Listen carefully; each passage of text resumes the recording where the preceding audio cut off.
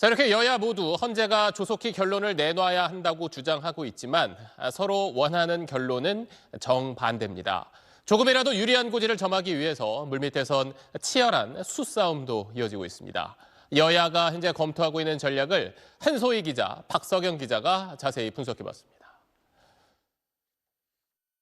만약 거대 야당이 마음을 먹는다면 한덕수 대통령 권한대행 재탄핵도 국무위원 연쇄탄핵도 현행 제도상 불가능한 얘기가 아닙니다.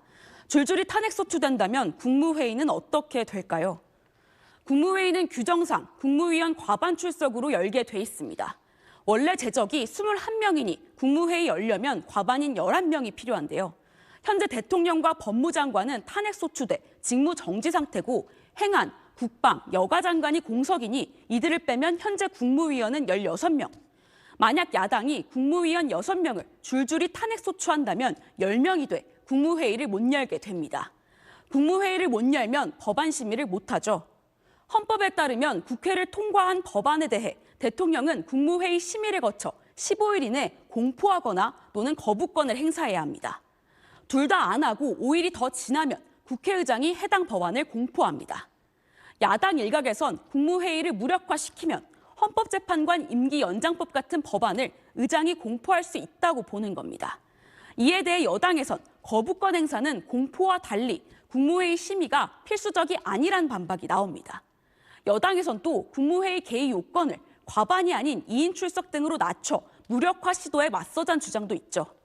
국무회의 규정은 시행령이라 정부 스스로 고칠 수 있기 때문인데요.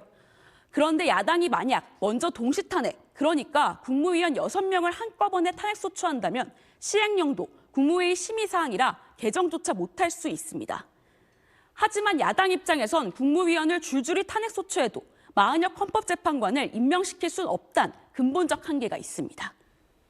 여당은 대통령 몫인 문영배 이미선 재판관의 후임을 권한대행이 지명하게 하자는 얘기를 하기 시작했습니다. 문재인 전 대통령이 임명한 진보 성향 두 재판관의 임기는 다음 달 18일 끝나죠. 만약 그때까지도 윤석열 대통령 탄핵 심판 선고가 나오지 않는다면 후임 문제가 중요해질 텐데요. 대통령 권한대행이 후임을 임명하면 진보 성향 재판관 2명이 중도나 보수 재판관으로 바뀌는 효과를 얻는다는 게 여당의 계산입니다. 한 대행 측은 후임 임명에 대해선 전혀 검토한 바가 없다면서도 4월 18일이 물리적으로 얼마 안 남아 검토해도 이상할 시점은 아니라고 SBS 기자에게 말했습니다. 하지만 헌법재판관 임명은 적극적 권한 행사라 권한대행이 해선 안 된다는 해석도 만만찮습니다. 지난 2017년 1월 박근혜 전 대통령이 직무정지된 상태에서 황교안 당시 대통령 권한대행은 대통령 몫이던 박한철 재판관의 후임을 정치적 논란을 의식해 임명하지 않았죠. 여당 일각에선 정당 해산까지 거론됩니다. 민주당이 줄탄핵을 시도하면 그건 내란이고 정부는 민주당에 대해 위헌정당 해산 심판 제소에 나서야 한다는 주장입니다. 하지만 제소의 주체가 정부라고 해도 원내 제1당에 대한 해산 요구 자체가 정당 민주주의에 반한다는 논란이 당장 커질 수밖에 없습니다. 헌재 구성의 주도권을 잡으려고 여야에서 극단적 전략이 거론되는 상황. 이런 전략들이 국민적 공감을 얻긴 힘들 거란 지적도 많습니다. SBS 한소희, 박석영입니다.